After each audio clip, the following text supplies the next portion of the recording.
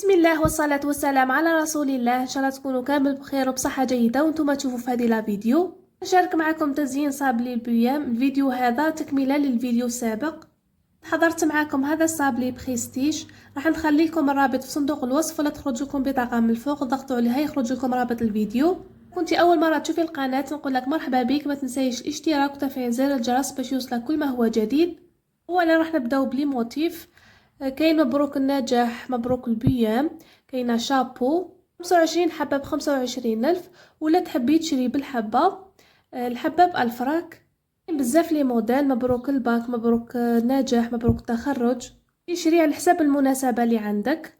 وهذا الموتيف فيه واحد البلاستيك من الفوق نحوه، من تحت كاينه لصقه نحوها.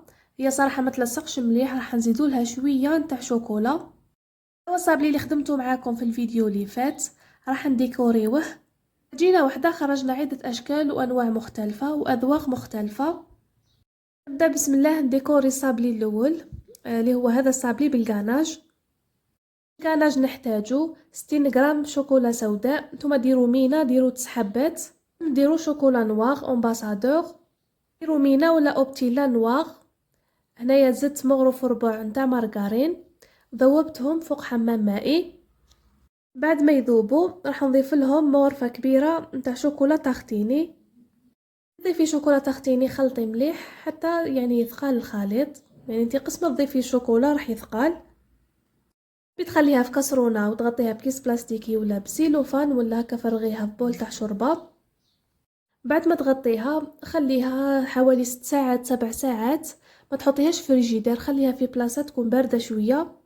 ما خليتها 6 ساعات. انت اذا ما عندكش الوقت خليها ساعتين. بعد هكا فرغها في بوش جوطابل.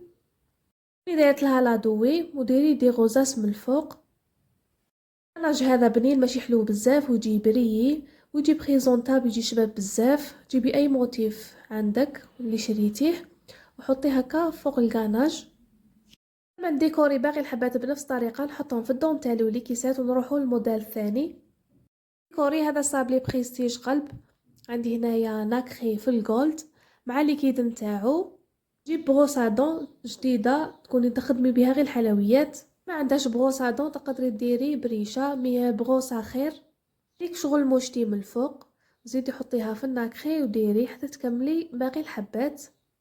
جبت هنايا صابلي الكور هذا اللي كنت درتو بذوق لافاني. حابه ما تحطوهاش كيما انا حطيتها، انا وريت لكم برك ومن بعد حط يعني لصقتهم بالشوكولا. الطرف نتاع الصابلي حبيت نديكوريها بكاوكاو يكون محمص ومرحي رقيق. راح تلصقوه اكيد بمعجون. من الاول جيبي هكا بانسو ودهني كامل الاطراف بهذه الطريقه.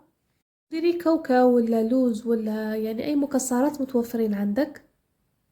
تاعو شباب بزاف، هذا هو اجمل صابلي. الديكور تاعو سامبل بزاف. تقدروا تحطوا موتيف نتاع مبروك البيام ولا مبروك النجاح، المهم يكون صغير شويه ماشي كبير بزاف. لا تقدروا ديروا هذو لي فلوغ يديروا 10,000. وكي الكبير يدير 70,000 وانتي شي غير 10,000. انا شريت غير 10,000، دير لك كميه كبيره. ديكور اختياري كما قلت لك، تقدري تحطي هكا. هذه يعني المتخرجه اللي دايره شابو.